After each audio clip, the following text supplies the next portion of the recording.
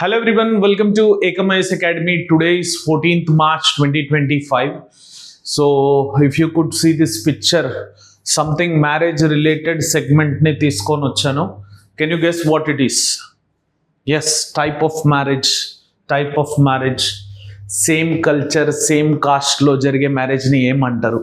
Please do drop it in the comment section. Yes, I am waiting boys.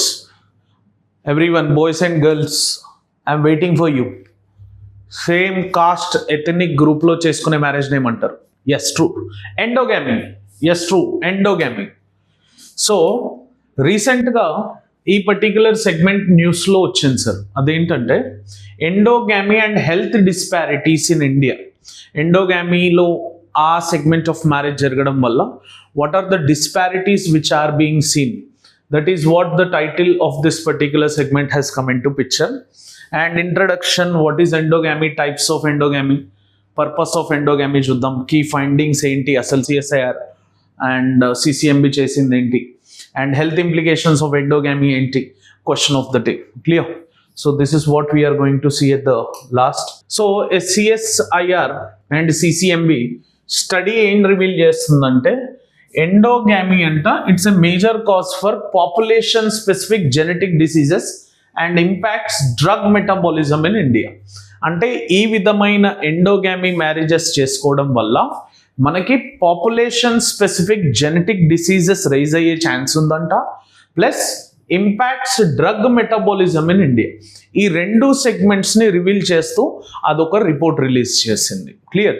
So మీరు Indian society పర్స్పెక్టివ్లో marriage as an institution చదివినప్పుడు endogamy గురించి నేర్చుకుంటారు sir. చాలా నేర్చుకుంటారు, పాలీగామీ, మోనోగామీ, ఎండోగామీ, clear, ఎగ్జోగామీ, ఇట్లాంటి సెగ్మెంట్స్ని నేర్చుకుంటూ ఉంటారు.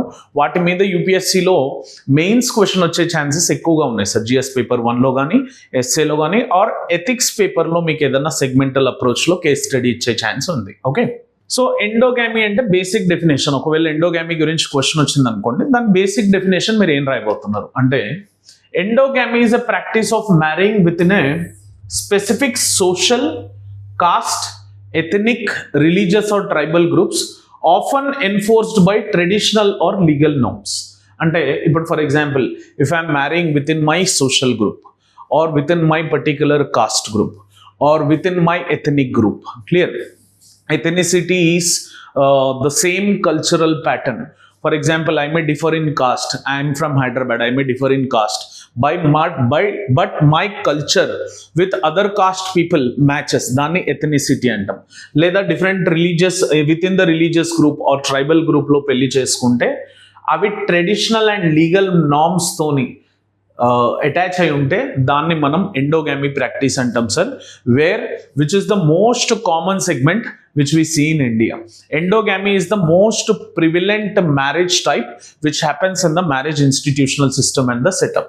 ఎందుకంటే వాళ్ళ యొక్క వాల్యూస్ అండ్ కల్చర్స్ మ్యాచ్ అవుతాయి కాబట్టి most probably cost sits on the top of it, followed by religion automatic ఉంటుంది, సోషల్ సెగ్మెంట్, తర్వాత ఎథనిసిటీ ఆర్ ట్రైబల్ గ్రూప్ అనే సెగ్మెంట్లోకి వస్తాయి. క్లియర్? మనకి టైప్స్ ఆఫ్ ఎండోగామీ చూస్తే సార్, ఇక్కడ మనం చూసినట్టు caste endogamy sir, marrying within one's caste or social class. Example, India, నేపాల్లో మీరు ఇది బాగా చూడొచ్చు. ఒక పర్టికులర్ ఎక్స్ కాస్ట్ పర్సన్ కి ఒకవేళ మ్యారేజ్ అప్రోచ్ చేయాలి, లేకపోతే మ్యాట్రిమోనల్ అలయన్స్లో మ్యాట్రిమోనల్ వెబ్సైట్స్ ఉంటాయి కదా సార్, దాంట్లో కూడా కాలం ఉంటుంది సపరేట్, మీ కాస్ట్ ఏంటి, దాని సబ్ కాస్ట్ ఏంటి అని.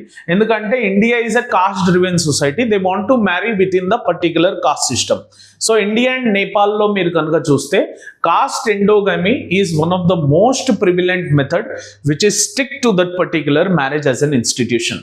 అదే ఎథనిక్ ఎండోగామీ అని ఉంటుంది sir, generally marrying within one's ethnic or culture group. For example, my culture, ఇందాక నేను చెప్పినట్టు, despite my cast and religion might be differed, but those people who are living in Hyderabad, as I'm from Hyderabad, so maximum content would be coming in to picture. Like వాళ్ళ culture, నా culture almost similar ఉంటుంది. నా way of dressing style, food style, or wake up pattern, or generally job pattern, thinking process ఏదైతే ఉందో అది సిమిలర్గా ఉంటుంది. అట్లాంటి గ్రూప్స్లో ఒకవేళ మ్యారేజ్ జరిగితే దాన్ని ఎథనిక్ ఎండోగామీ అంటాం. మనకి పాలినేషియా అండ్ అర్మేనియన్స్ జనరల్లీ ఈ టైప్ ఆఫ్ మ్యారేజ్ని ప్రిఫర్ చేస్తూ ఉంటారు, ethnic endogamy. And religious endogamy చూస్తే practised within one particular religious group. Islam getting married, ముసల్మాన్ గెటింగ్ మ్యారీడ్ టు ముసల్మాన్, Christian getting married to Christian, Hindu getting married to హిందియన్, and Sikh getting married to Sikh. So ఇట్లాంటివి religious endogamy practices sir. ఇవి orthodox, Judaism, Mormonism and Amish ఇట్లాంటి context లో మనకి religious ఎండోగామీ అనేది కనిపిస్తూ ఉంటుంది. ట్రైబల్ ఎండోగామీ అంటే with in the same tribal groups ఒకవేళ పెళ్లి జరిగితే వాటిని ట్రైబల్ ఎండోగామీ అంటాం. For example, Tartarol clan of Thodas tribe in the Nilgiris, they marry within that particular tribal group itself. They don't follow the other esteemed tribal groups which are there. And royal family endogamy, ఇది మనం general గా celebrities లో కానీ rich class persons లో కానీ ఇవి చూస్తూ ఉంటాం. వేర్ అక్కడ caste, ethnicity, religion, tribe, breeds doesn't come in to picture. It is practice to maintain bloodlines in that particular royal families itself, so that other person should not enter. Most probably film ఇండస్ట్రీలో, క్రికెటర్స్లో, or else if you could see rich business class పీపుల్లో మనకి ఇట్లాంటివి జనరల్గా కనిపిస్తుంటాయి. దాన్ని royal family ఎండోగామీ అంటారు. ఇండియాలో మీకు ఇది కనిపిస్తుంది సార్, ఇది కనిపిస్తుంది, ఇది కనిపిస్తుంది. మోస్ట్ కామన్గా కనిపించేవి ఈ పర్టికులర్ సెగ్మెంట్. ఇండియాలో కనిపించింది ఎథనిక్ ఎండోగామీ సార్. మ్యాక్సిమం ఇవి ఎథనిక్ ఎండోగామీ రేర్ ఫినామినాలో మీకు కనిపిస్తూ ఉంటుంది. క్లియర్? అసలు పర్పస్ ఏంటి ఎండోగామీకి? ఎండోగామీ మ్యారేజ్ ఇన్స్టిట్యూషన్లో జరగడానికి మెయిన్ పర్పస్ ఏంటి? అసలు అట్లా ఎందుకు జరుగుతుంది అంటే, first it maintains group identity and cultural preservation. Within the caste or within the social structure or within the religious structure ఒకవేళ మ్యారేజ్ జరిగితే వాళ్ళ యొక్క గ్రూప్ ఐడెంటిటీ మెయింటైన్ అవుతూ కల్చరల్ ప్రిజర్వేషన్ జరుగుతూ ఉంటుంది. Clear? And strengthens kinship networks and social cohesion. So మనకి social cohesion కానీ kingship networks ఏవైతే ఉన్నాయో, ఈ particular kingship networks and social కోహిషన్ని స్ట్రెంగ్థెన్ చేయడం జరుగుతుంది. Clear? And preserve social hierarchy and economic interest. ఇద్దరికి ఒక type of social hierarchy system ఉండుంటుంది. దాన్ని ప్రిజర్వ్ చేస్తూ వాళ్ళ యొక్క ఎకనామిక్ ఇంట్రెస్ట్లు ఏవైతే ఉంటాయో ఆ పర్టికులర్ సెగ్మెంట్లో ప్రిజర్వ్ చేయడం జరుగుతుంది. And it restricts integration with other communities so that their particular group identity won't be dissolved, their economic interest might not dissolve, and their kinship networks might not spread or diversify in that particular nature. ఇవి ఈ 4 steps కూడా general గా purpose of ఎండోగామీగా మనం చెప్పుకోవచ్చు. అంటే ఈ purpose వల్లనే మనకి ఎండోగామీ జరుగుతుందని చెప్పుకోవచ్చు. Clear? So in this particular considerable regard మనం March 17th నుంచి ఈ ప్రిలిమ్స్ రివిజన్ ప్రోగ్రామ్ స్టార్ట్ చేయబోతున్నాం సార్. 125 అవర్స్ ఎవరైతే యూపీఎస్సీ 2025 రాస్తా ఉన్నారో ఈ లాస్ట్ 2-3 months వాళ్ళు చాలా అండర్ ప్రెషర్లో ఉంటారు sir.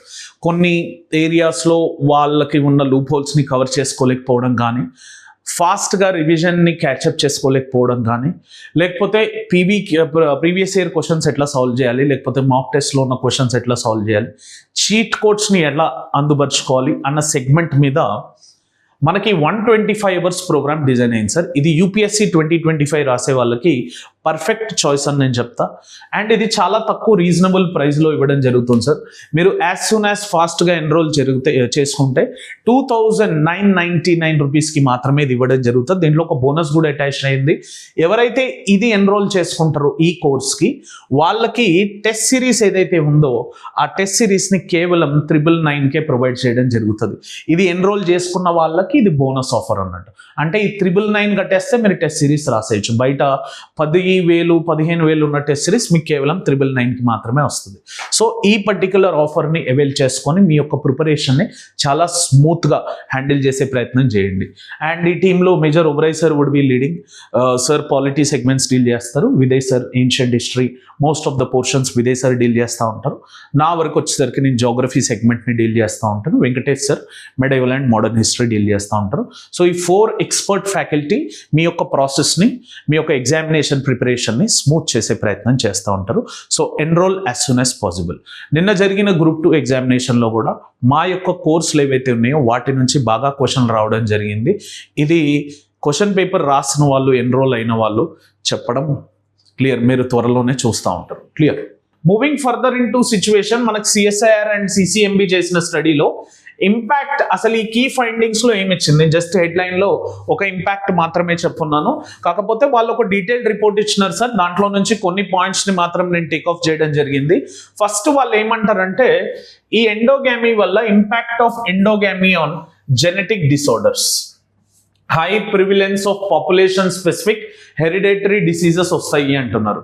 So like sugar, blood pressure ఇట్లాంటివి వచ్చినప్పుడు మనకు జనరల్గా ఏమంటారు, మీ నాన్నకి, మీ తాతగారికి, లేకపోతే మీ ఫ్యామిలీలో ఎవరికన్నా షుగర్ ఉందా అని అడుగుతారు. సో అట్లాంటివి ఎండోగామీలో జరగడం వల్ల జనరల్గా population specific hereditary diseases common అన్న ఫైండింగ్ ని వీళ్ళు తీసుకొని వచ్చినారు సార్. ఇట్లాంటి రిపోర్ట్ CCMB అండ్ CSIR ఇస్తే ఇంకా మనకి ఎండోగామీ మ్యారేజెస్ ఇండియాలో స్లోగా within the upcoming 25, 30 or 50 years అవి డిజాల్వ్ అయ్యే ఛాన్స్ ఉంది. And inbreeding rates, so general గా south Indian population show nearly 60% inbreeding rates as such. So ఇది ఒక సెకండ్ స్టిగ్మాటిక్ అప్రోచ్ గా చెప్పున్నారు sir. And ankylosing spondylitis issue sir found linked with HLA B2704 risk అలీ in Reddy community of Andhra. General గా ఈ spondylitis problem అనేది common గా మనకి రెడ్డి కమ్యూనిటీ ఎవరైతే ఉన్నారో ఆంధ్రప్రదేశ్ సంబంధించిన వాళ్ళల్లో కనిపిస్తా ఉంది.